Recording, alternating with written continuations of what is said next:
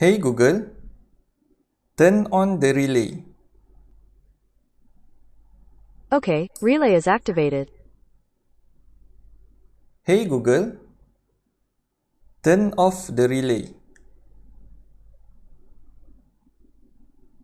Okay, relay is deactivated.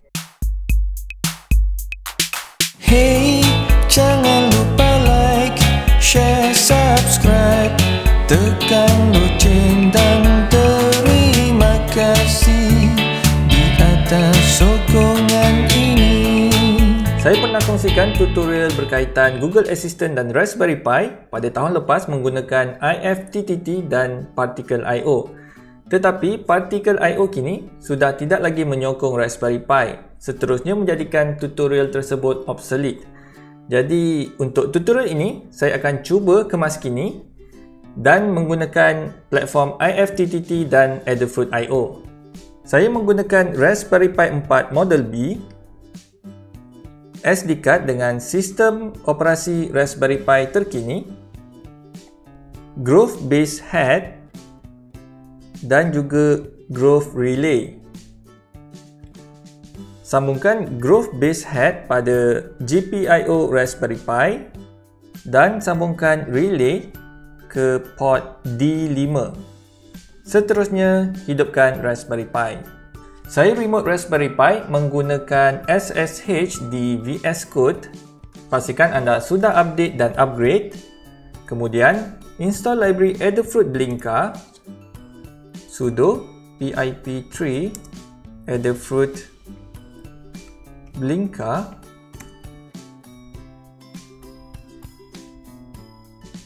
sudo pip3 install Adafruit Blinka,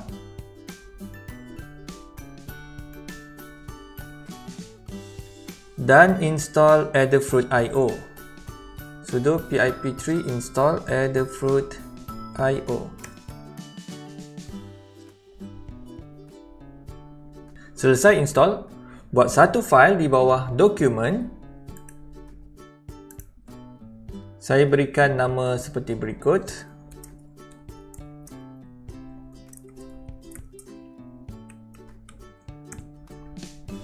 Anda boleh gunakan contoh kod yang saya kongsikan di tutorial Citron.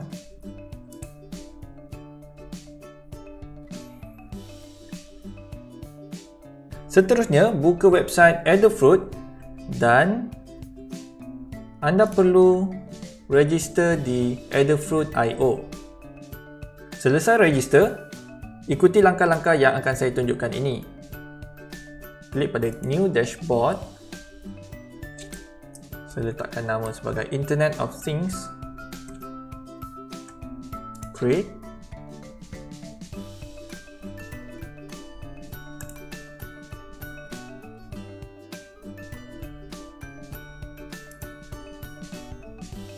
Create new block, pilih toggle,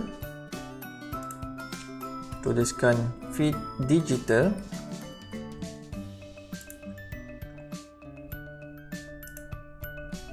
next step, dan create block. Okey, baik, sekarang kita sudah berjaya, kita dah siapkan dashboard, feed dan juga block. Klik pada tab My Key, copy username dan active key pada coding anda.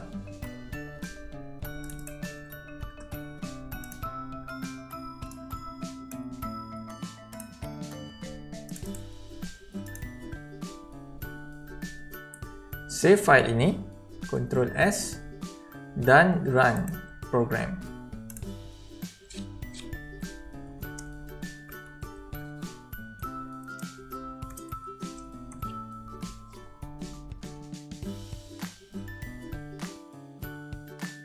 Sekarang, cuba kawal relay melalui Adafruit IO. Pastikan relay activate apabila button pada kedudukan on.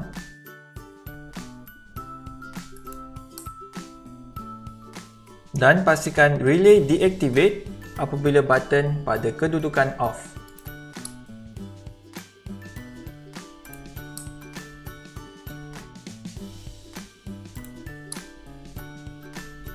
Jadi untuk bahagian pertama, setakat di sini dahulu. Saya akan sambung langkah seterusnya di bahagian kedua. Saya Idris daripada Setron Technologies. Selamat mencuba dan terima kasih kerana menonton. Assalamualaikum.